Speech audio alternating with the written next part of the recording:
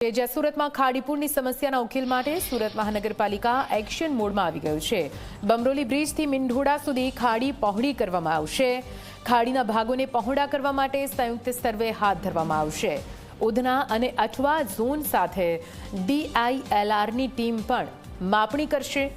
ખાડીની જળવહન ક્ષમતા 25% જ હોવાનું સામે આવ્યું છે। જૂની શહેર હદ સુધી માપણી બાદ વિસ્તરણ કરવામાં આવશે। ખાડી પહોળી થતાં ચોમાસામાં પૂર તેમજ ઓવરફ્લોની સમસ્યામાંથી રાહત મળવાની આશા છે। બમરોલી બ્રિજ, પાંડેસરા અને બાયોડાયવર્સિટી પાર્ક વિસ્તારને આ યોજનામાં સમાવિષ્ટ કરવામાં આવ્યા છે। ટેમ્પરરી ધોરણે પણ ખાડી પહોળી કરવાથી પાણીનું સ્તર લગભગ 1 મીટર ઘટી શકે છે।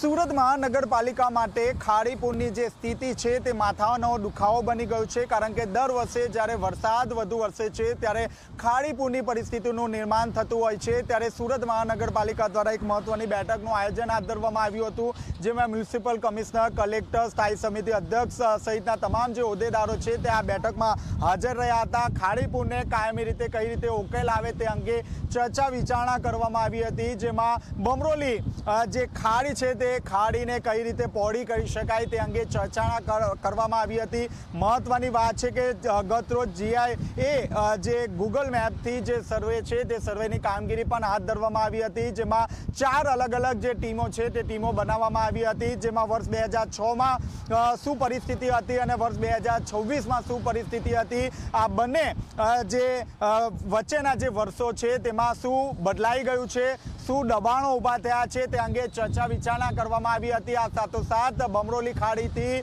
જે મીંઢોળા નદી સુધીની જે ખાડી છે તે ખાડી હવે પહોળી કરવાનો એક મહત્વનો નિર્ણય કરવામાં આવ્યો છે, કારણ કે હાલમાં જે ખાડી છે તે માત્ર 25% જેટલી જ જે પહોળી છે। આગામી સમયમાં સુરત મહાનગરપાલિકા અને DILRની જે ટીમ છે તે ટીમ દ્વારા એક સર્વે કરવામાં આવશે। આ સર્વેમાં જે ખાડીની આસપાસનો જે વિસ્તાર છે તે પહોળો કરવામાં આવશે, જેને કારણે જે ખાડીની જે ડેપ છે તે 1 મીટર સુધી ઊંડી ઉતરશે, એટલે કે ક્યાંક ને ક્યાંક જે ખાડીપુરની જે પરિસ્થિતિનું નિર્માણ થતું હતું તે હવે થશે નહીં। ખાસ કરીને કોર્પોરેશન અને DILRની જે ટીમ છે તે ટીમ દ્વારા જે સર્વેની જે કામગીરી છે તે કરવામાં આવશે અને સર્વે બાદ એક રિપોર્ટ સોંપવામાં આવશે।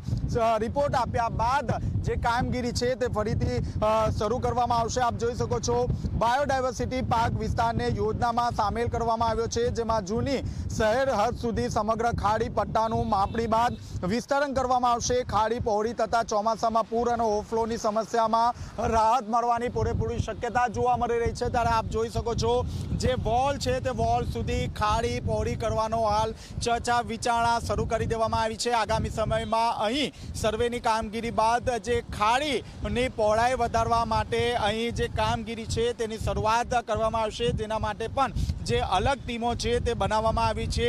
સુરતમાં ફરીથી ખાડીપુર ના આવે તે માટે હવે સુરત મહાનગરપાલિકાના જે હોદ્દેદારો છે તેમને કમર કસી છે। કેમેરામેન વિજય બેસાણે સાથે ચેતન પટેલ, ઝી મીડિયા, સુરત।